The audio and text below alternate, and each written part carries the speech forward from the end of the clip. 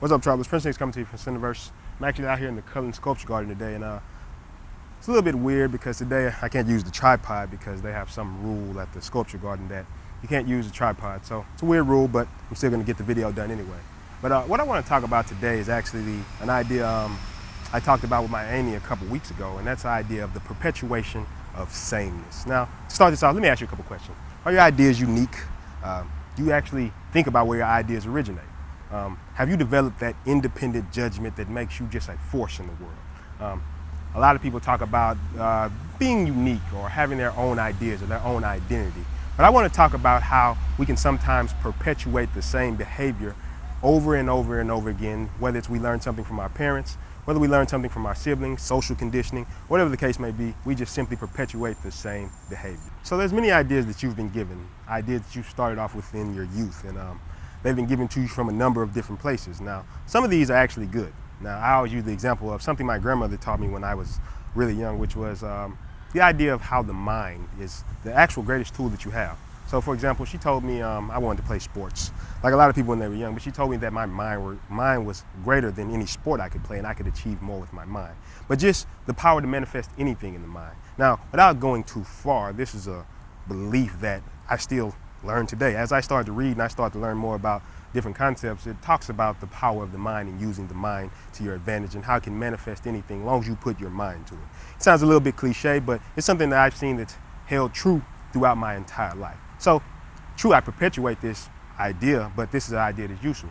But what about the ideas that are negative? What about the things about lack or scarcity or just always trying to be a value least versus value taken? Now, I've been around a lot of people who look at the world a different way, or they blame others for their circumstances. And I've grown up in an environment where people just feel like there's no hope or there's a lot of negativity. Now, in that environment, there's a lot of ideas that I had to move past in order to get to the points that I am today and actually gain some type of momentum. But a lot of people, they keep those ideas. They don't think about where those ideas come from, and they just perpetuate them. So that could be negative behavior. Just any idea or any concept that you have in question, you just perpetuate it just for the sake of perpetuating it. A lot of times when you ask people, you say, why do you believe that? Well, just my mother believes that, or my grandmother believes that, or whatever the case may be. They have no good reason for it. But in order to grow, in order to gain some type of momentum, you have to break some ideas. You have to believe new ideas. You have to change the way you think about things in order to get to a new level. So that's basically the perpetuation of sameness, the idea of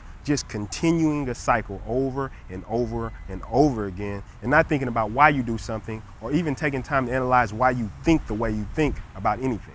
I found that there's basically two ways people perpetuate sameness. Now, one is in concepts or ideas.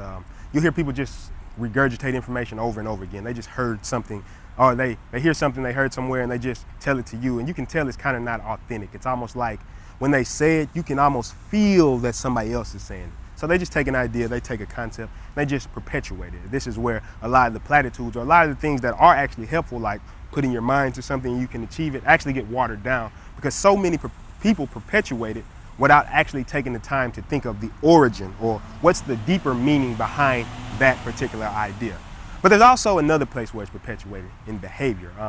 Things like laziness, things like just not being able to push through, not being able to break down success barriers. These are traits that most of us have seen perpetuated throughout our youth and throughout just life in general. A lot of people are not successful. A lot of people don't break into that small minority that really creates the type of momentum or really goes for the type of life they want. So when we see a certain behavior, maybe that's somebody being lazy, or every time you try to push yourself or you see somebody try to push yourself and they get a little bit of resistance, you see that behavior and you begin to perpetuate that. Now, this is unconscious, and this is a part of social conditioning and a lot of different things, and even just maybe your upbringing. Now, maybe you didn't have an upbringing like that, but there's still ideas and concepts that everybody has to learn that they have to go generation to generation to generation and not perpetuate. I use the example once again of my grandmother. She taught me a lot of ideas, but there's some things that I've still had to discover for my own, and I had to discover my own reasons for those ideas and how those ideas actually apply to my life. So for example, if you're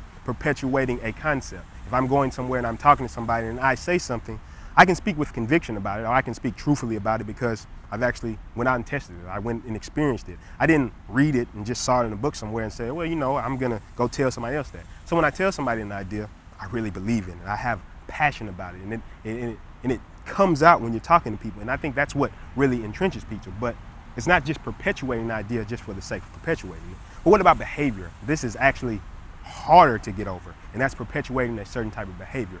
So you get into a downward spiral, which is I see a behavior and I just perpetuate it over and over. But I say the easiest way to implement or to kind of change this up is to think about the idea of getting around the right people or modeling the right people that have the behaviors that you want to be around. We've all heard in self-development that you're the average of the 5 people you hang around. But if you don't take the time to really see what's a better behavior or behaviors that more fit into your lifestyle, then you're just going to keep perpetuating the same behavior over and over. And the most scary thing about this is you might actually think that this behavior is normal or is this the type of behavior that you should be carrying out.